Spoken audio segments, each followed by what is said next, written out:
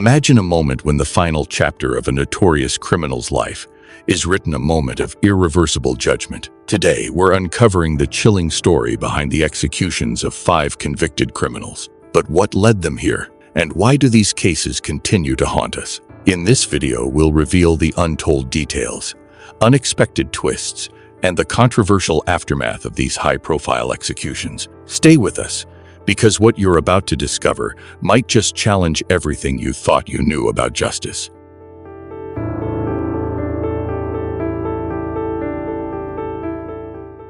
On Friday, a firing squad in South Carolina executed Brad Keith Sigmund for the brutal murders of his ex-girlfriend's parents. This marked the first modern use of a firing squad in South Carolina and the first such execution in the United States since 2010. Sigmund was secured in a specially designed metal chair with a hood covering his head. 3 volunteer corrections officers, positioned behind a protective wall 15 feet away, aimed rifles loaded with live rounds at a target placed over his heart. According to several witnesses who later held a press conference, all 3 officers fired their weapons, and Sigmund was pronounced dead at 6:08 p.m. Gerald Bo King, Sigmund's attorney and one of the execution witnesses, described the event as both horrifying and violent. In his statement, King expressed disbelief that in 2025, the state would carry out such a bloody act. The execution took place after the U.S. Supreme Court denied Sigmund's final appeal, and Republican Governor Henry McMaster of South Carolina refused to grant clemency. At the age of 67, Sigmund was convicted of the 2001 murders of Gladys and David Lark, who were beaten to death in their small-town home in northwestern South Carolina. Sigmund admitted to the killings during his trial. In his own words, he told the jury, "I am guilty. I have no excuse for what I did. It's my fault," and expressed remorse for his actions. In his final statement, Sigmund recited 4 Bible verses that emphasized how, according to the New Testament, no one has the right to take another person's life. He used these words to call for an end to the death penalty, urging his fellow Christians to show love and mercy. Sigmund's ex-girlfriend, Rebecca Armstrong, spoke to the media for the first time in 24 years about her loss. She explained that while his actions had torn her family apart, she did not support his execution, believing that the power over life and death should belong to God alone. The firing squad method involved placing Sigmund in a metal chair with his head covered, while 3 corrections officers stood behind a wall with an opening for their rifles. A white target with a red bullseye was fixed over his heart. Once his attorney read his final words and the warden gave the order, the officers fired their rifles simultaneously. Witnesses noted that the shots hit his chest, and one reporter described the moment as instantaneous with a loud and jarring sound. Sigmund chose the firing squad over lethal injection or the electric chair. His attorney explained that recent execution drugs had led to prolonged, painful deaths, and the electric chair was seen as an outdated method that would cause extreme suffering. Despite a defense of all methods by state officials, critics have described the firing squad as an unnecessarily cruel form of punishment. In modern U.S. history, only 5 states, South Carolina, Mississippi, Utah, Oklahoma, and Idaho permit executions by firing squad. The last use of this method occurred in 2010 in Utah. Protesters gathered outside the state prison in Columbia before Sigmund's execution, holding signs that stated, "All life is precious," and "Honk to stop executions." This case highlights ongoing debates about the death penalty and whether state-sanctioned executions can ever be truly just. Edward Thomas James, 63, became the 2nd inmate executed in Florida this year, and the 4th in the United States this week. He was put to death by lethal injection at Florida State Prison in Rayford, about 40 miles west of Jacksonville, shortly after 8 p.m. ET. James was convicted for the violent murders of 58-year-old Elizabeth Betty Dick and her 8-year-old granddaughter Toni Nooner in 1993. On the night of the 20th of September, 1993, Betty Dick was at home in Castleberry, Florida, caring for her 4 young grandchildren when James, who had been renting a room in her house for 6 months, arrived. Under the influence of alcohol, crack cocaine, and possibly LSD, He attacked the sleeping Toni Nooner, strangling and raping her before abandoning her body. He then entered Betty Dick's bedroom, where he admitted to bludgeoning her, attempting to rape her, and ultimately stabbing her 23 times. James fled the scene with her purse, jewelry, and car, triggering a nationwide manhunt. Following his identification on a television show, James was captured in California after a 17-day search. He has consistently accepted responsibility for his crimes, stating in court that he deserved the death penalty. Despite his earlier acceptance, his attorneys later argued that severe memory loss and signs of early-onset dementia made him unfit for execution, but these claims were rejected by the courts. James's execution comes on the heels of other recent state executions, including those in Oklahoma, Louisiana, and Arizona. In April, 4 more executions are scheduled across the United States, with additional executions planned later in the year. Louisiana executed a man on Tuesday evening using nitrogen gas, a method the state had not used in 15 years to carry out a murder sentence. Authorities confirmed that 46-year-old Jesse Hoffman Jr. was declared dead at 6:50 p.m. at the Louisiana State Penitentiary. The gas was delivered for 19 minutes, and officials described the process as flawless. During the execution, witnesses observed Hoffman experiencing what appeared to be involuntary shaking or convulsive movements. 3 witnesses, including 2 media representatives, noted that nothing about the process deviated from the established protocol. Gina Swanson, a reporter with WDSU, described the event as clinical and procedural, stating that nothing in the procedure made her doubt its correctness.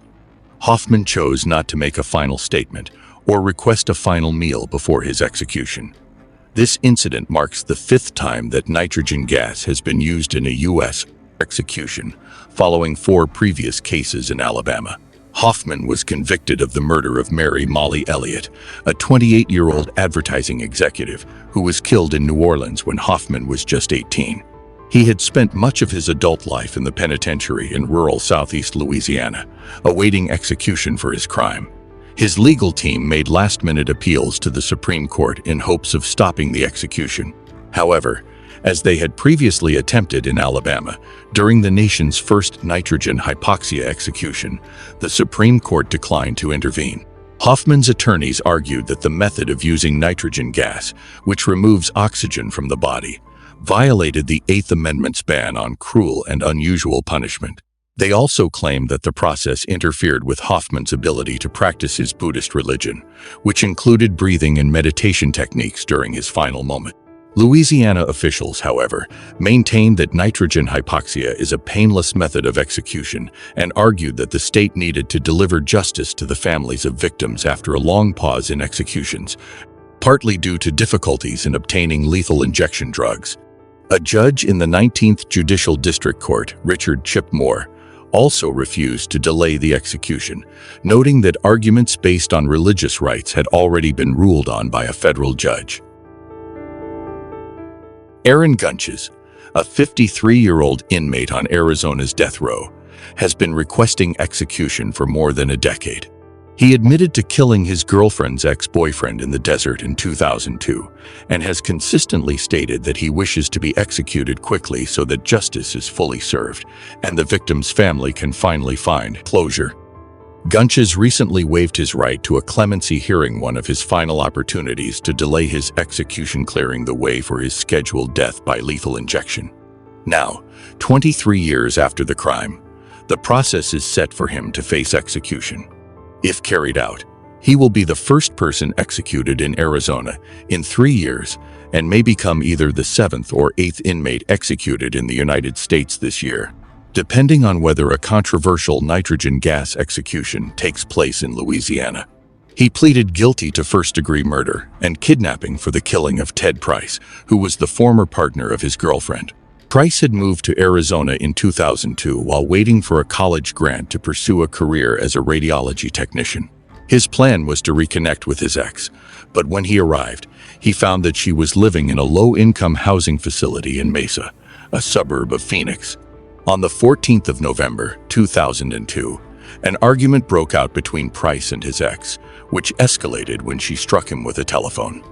Later that evening, Gunches arrived at the apartment and instructed the woman's roommates to load Price and his belongings into her car, planning to take him to the bus station.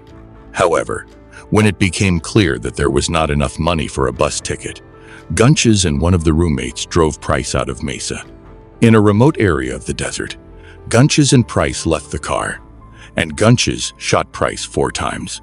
A roommate later reported that after the shooting, they returned to Mesa, stopping only once to dispose of Price's belongings in a dumpster.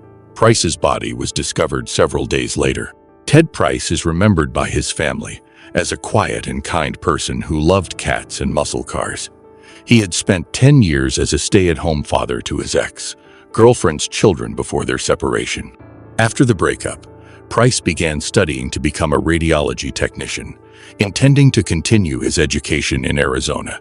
His family has maintained that Price did nothing to deserve the violent end he met. Throughout the trial and subsequent appeals, Gunches consistently waived his right to an attorney, any mitigation evidence, and post-conviction litigation. During sentencing, he simply told the jury, "Do what you're going to do," a remark that prompted a judge to comment that Gunches was, in effect, committing suicide by jury. Although his original death sentence was vacated in 2010 by the Arizona Supreme Court due to insufficient evidence to prove he acted with the required malice, Gunches has repeatedly expressed his wish to be executed. In 2018, he sent his first of several letters to then Attorney General Mark Brnovich, asking for his execution, and more recently, he requested execution on Valentine's Day, criticizing the state for what he described as unnecessary delays. In 2023, Governor Katie Hobbs and Attorney General Chris Mays temporarily suspended executions to review Arizona's death penalty procedures. After concluding this review, state officials have now decided to proceed with Gunches' execution and have ensured that additional trained personnel, including a phlebotomist, will be part of the execution team to address past issues with the process. Oklahoma executed Wendell Arden Grissom on Thursday for the murder of 23-year-old Amber Matthews, who was killed in front of her best friend's 2 young daughters in 2005. Grissom, aged 56, was put to death by lethal injection at the Oklahoma State Penitentiary in McCluster and was pronounced dead at 10:13 a.m. local time. He became the first inmate executed by the state in 2025 and the 9th in the United States this year. In his confession to the police, Grissom stated, "I don't know what made me do what I did," adding, "I never done anything like this in my life. I have no explanation." In text messages sent in January to his spiritual advisor, he revealed that he was not afraid of dying. He wrote, "I'll finally be free from this place and all, you know. I for sure do not want to spend the rest of my life in this sorry place." Grissom's execution occurred only hours before Florida was scheduled to execute Edward Thomas James for the murders of a woman and her 8-year-old granddaughter, a case in which the granddaughter was also raped. Key details about Grissom's execution include his last words and his final meal. His last meal consisted of a medium Canadian bacon supreme pizza, 1 pint of vanilla ice cream, and 1 pint of Coca-Cola, as confirmed by Lance West, a spokesperson for the Oklahoma Department of Corrections. West also noted that 6 members of Grissom's family, along with 26 members of the victims' families, were present at the execution. In his final statement to those present, Grissom apologized to everyone he hurt, saying, "I pray that you all can forgive me, not for my sake, for your sake." He suggested that forgiveness might help those affected find solace, or even a path to God. Moments before the lethal injection, he calmly stated, "I consider this a mercy. I'm going to be all right." Grissom was convicted for the murder that took place on the 3rd of November, 2005. On that day, he and a homeless hitchhiker named Jesse Johns had planned a burglary when they targeted the home of Drew Kopf, a friend of Amber Matthews, near Watonga, approximately 70 miles northwest of Oklahoma City. Kopf was at home with her 2 daughters and Matthews when Grissom arrived. Initially, he asked if Kopf's husband was present, but soon he forced his way into the house by shooting his way in while laughing, as recorded in court documents. Kopf, who was shot in the wrist, leaped at Grissom as Matthews ran into a room holding Kopp's 5-week-old daughter. Meanwhile, Kopp's 19-month-old daughter was sleeping in another room. Despite Kopp's desperate pleas and offers to give Grissom anything he wanted to spare their lives, he continued to shoot, laughing as he fired. Grissom shot Kopp in the head and hip. While inside the bedroom, Matthews was overcome with fear, causing her to vomit as the terror set in. Kopp managed to escape in Grissom's truck, but not before hearing Matthews scream, "Please don't shoot me." Grissom then shot Matthews in the back of the head and again in the forehead as she held one of the girls, resulting in her death. After the execution, members of Amber Matthews' family and Drew Kopp spoke to the media. Kopp remembered Matthews fondly, praising her for being a caring friend who once saved her children.